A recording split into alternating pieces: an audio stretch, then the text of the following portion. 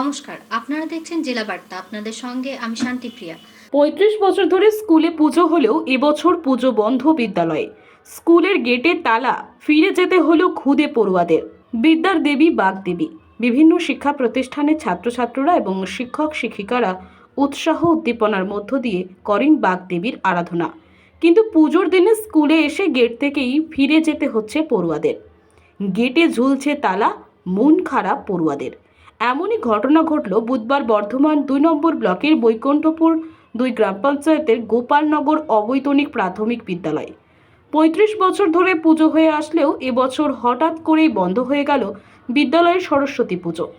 যদিও এ বিষয়ে পড়ুয়াদের অভিভাবকদের সঙ্গে কথা বলা হলে তারা জানান, বিদ্যালয়ে বিদ্যার দেবী আরাধনা হবে, এটাই স্বাভাবিক। কিন্তু তা যদি না হয় তাহলে বিদ্যালয়ে কেন আসবেন ছাত্রছাত্রীরা?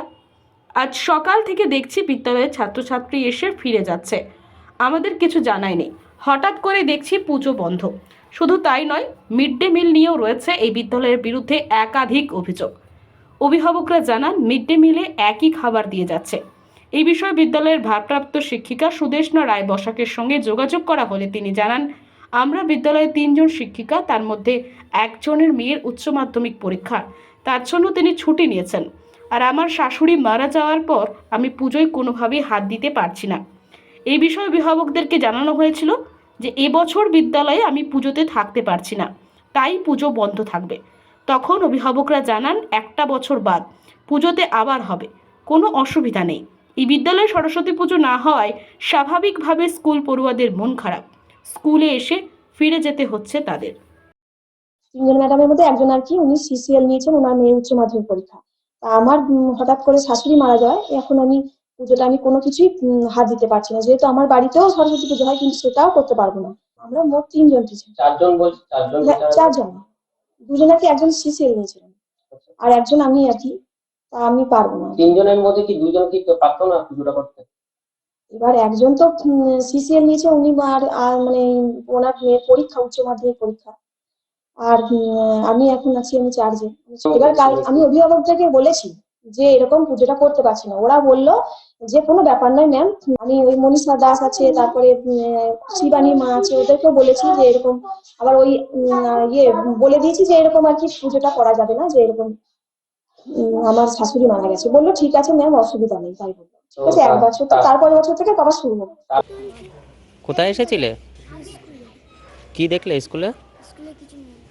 কিছু নেই? পুজো কি হচ্ছে না? হচ্ছে না। কি হচ্ছে না বল? পুজো হচ্ছে না। পুজো হচ্ছে না? আচ্ছা।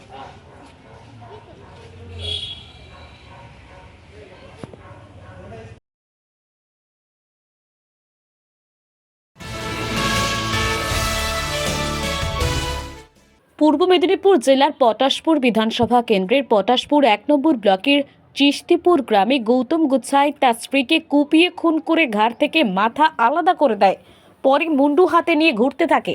এলাকায় এই নিয়ে আতঙ্কের সৃষ্টি হয়েছে। ঘটনাস্থলে পটাশপুর থানার বিশাল পুলিশ বাহিনী আসে, কাটা মুন্ডু উদ্ধার করে নিয়ে যায়। পুলিশ সূত্রে জানা যায়, আজ সকাল থেকেই স্বামী স্ত্রীর মধ্যে ঝগড়া অশান্তি শুরু হয়। তারপরে স্ত্রীকে মারধর শুরু করে এবং পরে লোহার রড দিয়ে জোরে আঘাত করলেই অজ্ঞান হয়ে পড়ে যায়। তারপরেই ধারালো অস্ত্র দিয়ে দেহ থেকে মাথা আলাদা করে দেয়। ঘটনাস্থল থেকে অভিযুক্ত মৃত স্বামীকে পুলিশ অ্যারেস্ট করেছে। এই ঘটনায় এলাকায় কেউ মুখ খুলতে চায়নি।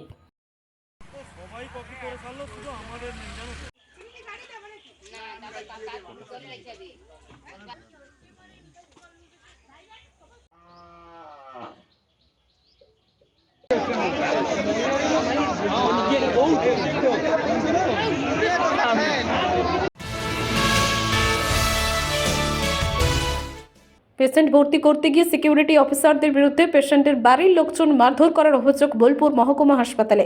ঘটনার ছবি ধরা পড়ল সিসিটিভি ক্যামেরায়। ঘটনাকে কেন্দ্র করে ব্যাপক উত্তেজনা ছড়ায় মহকুমা হাসপাতাল চত্বরে। আজ বোলপুর মহকুমা হাসপাতালে টোটো নিয়ে রোগী ভর্তি করতে যান বেশ কয়েকজন মানুষ।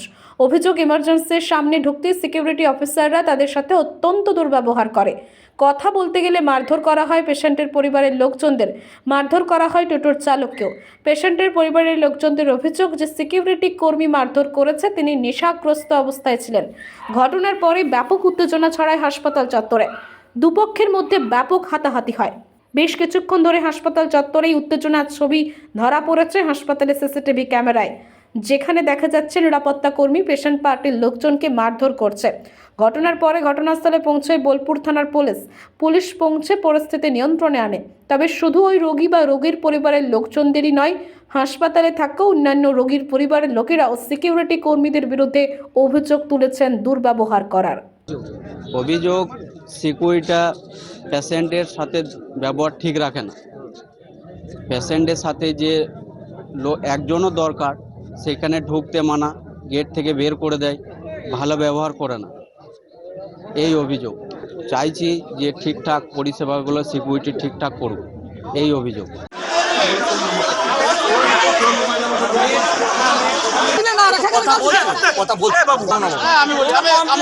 কাজী আমিরুল ইসলামের রিপোর্ট, ভয় টিভি, বোলপুর। নিয়ে নিচ্ছে একটি ছোট্ট বিরতি, ফিরে আসছি বিরতির পর। সঙ্গে থাকুন ভয়ের সঙ্গে নির্ভয়ে। সিউড়িতে অত্যাধুনিক চিকিৎসা পরিষেবা নিয়ে এলো সৃজন পলিক্লিনিক। ওষুধের দোকান সহ অত্যাধুনিক মানের প্যাথোল্যাব, কম্পিউটার তথা অত্যাধুনিক মেশিনে রক্ত, মল, মূত্র ও থাইরয়েড পরীক্ষার সঙ্গে এখানে রয়েছে বিশিষ্ট চিকিৎসকদের বসার চেম্বার। রোগীদের স্বাচ্ছন্দ্যের কথা ভেবে সম্পূর্ণরূপে এসি নিয়ন্ত্রিত সৃজন পলিক্লিনিকে রয়েছে বসার সুবন্দোবস্ত, বিশুদ্ধ পানীয় জল ও টয়লেটের ব্যবস্থা। এখানে বসছেন সিউড়ি সদর হাসপাতালের বিশেষজ্ঞ চিকিৎসক সহ অন্যান্য শহর ও হাসপাতালের বিশিষ্ট চিকিৎসকরা। সৃজন পলিক্লিনিক ও প্যাথোল্যাব, সিউড়ি, বীরভূম। সিউড়ি সদর হাসপাতালের পাশে ফাঁড়ি ঘরের উল্টো দিকে। Mobile number 8373071019, 9474437713, 9434326822। ফিরে এলাম বিরতির পর। সবজি বাজারে এসে পথ আটকে বিক্ষোভ দেখাতে শুরু করলো বিজেপি নেতা দুধকুমার মণ্ডল। তবে কেনই বা এই কাণ্ড ঘটালেন বিজেপি নেতা দুধকুমার? প্রসঙ্গত, ময়ূরাক্ষী নদী থেকে অবৈধভাবে বালি তোলা ও রাস্তার ওপর দিয়ে জল ঝরাতে নিয়ে আসা বালির গাড়ি বন্ধ করার দাবিতে বেশ কয়েকবার কোটাসুর বাজারে পথ আটকে বিক্ষোভ দেখিয়েছিল ময়ূরেশ্বর 2 ব্লক বিজেপি নেতৃত্ব, কিন্তু তাতে মেলেনি কোনো সুরাহা। আর আজ অর্থাৎ বুধবার সরস্বতী পুজোর দিন সকাল 10টা নাগাদ সবজি বাজারে এসে হঠাৎই বালির গাড়ির সামনে মোটর বাইক রেখে বেশ কয়েকটি বালির গাড়ি আটকে দিলেন বিজেপি নেতা দুধকুমার। আর ঠিক তার পাশাপাশি ময়ূরেশ্বর এলাকায় বিজেপি নেতৃত্বরা সেখানে এসে সামিল হন। প্রায় আধ ঘন্টা বালির গাড়িগুলিকে আটকে বিক্ষোভ দেখায় বিজেপি নেতৃত্ব। অবশেষে পুলিশের আশ্বাসে উঠল বিক্ষোভ।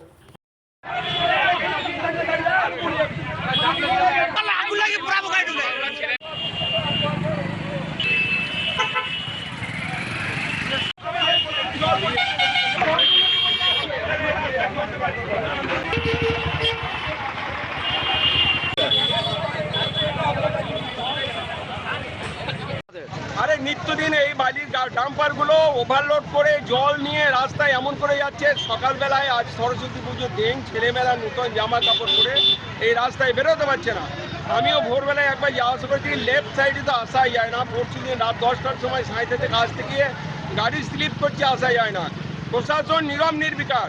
এত চুরি, কার পকেটে পয়সাটা যাচ্ছে? মানুষ যেতে পারে না, রাস্তা ব্যবহার করতে পারে না, আমরা কেন সাধারণ মানুষের জন্য ভুগবো? মর্মান্তিক দুর্ঘটনা, ড্রেন তৈরির সময় মাটি ধসে চাপা পড়ে মৃত্যু হল 4 শিশুর। ঘটনাটি ঘটেছে উত্তর দিনাজপুরের অন্তর্গত চোপড়া সংলগ্ন পঞ্চায়েত এলাকায়। ঘটনার পর গোটা এলাকায় নেমে এসেছে শোকের ছায়া।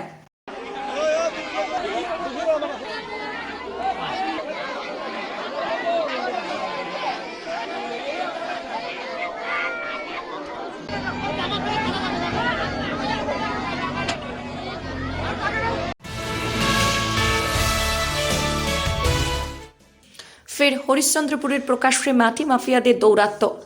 সরকারি নিয়মকে বুড়ো আঙুল দেখিয়ে চলছে দেদারে পুকুর ভরাট। অন্যদিকে মাটি কাটার কাজ, মাকনা চাষে ব্যাপক ক্ষতির আশঙ্কা চাষিদের। তৃণমূলকে নিশানা বিজেপির। শুরু হয়েছে রাজনৈতিক চাপানুতর।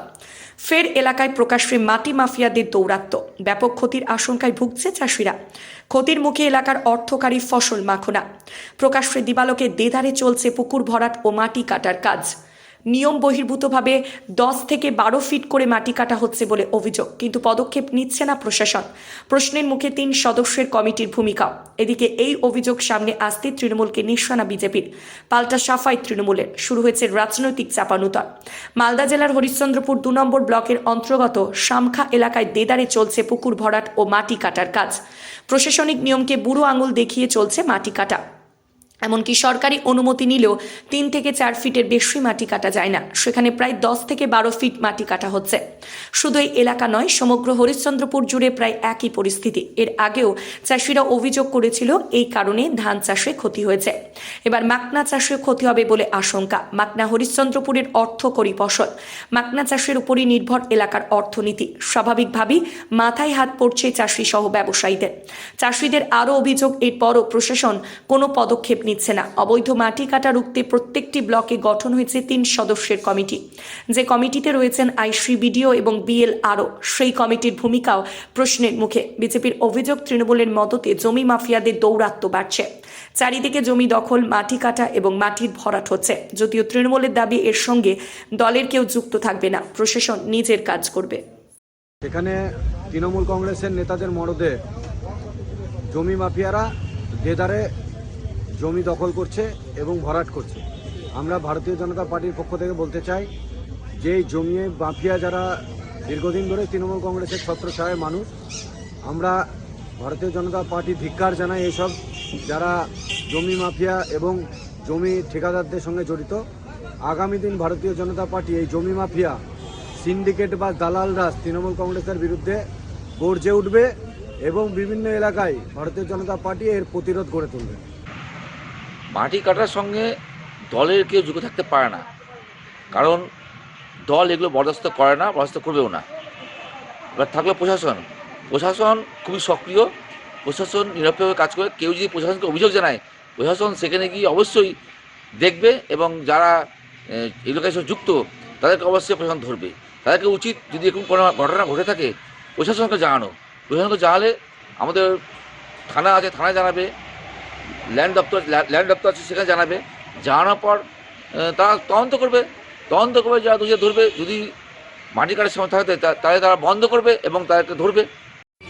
এই মাটি কেটে ভরাচ্ছে, তাতে কোনো ফসল টসল হচ্ছে না, মাটি জমি কেটে পুকুর ভরাচ্ছে। আজকে জেলা বার্তা এই পর্যন্তই। নমস্কার।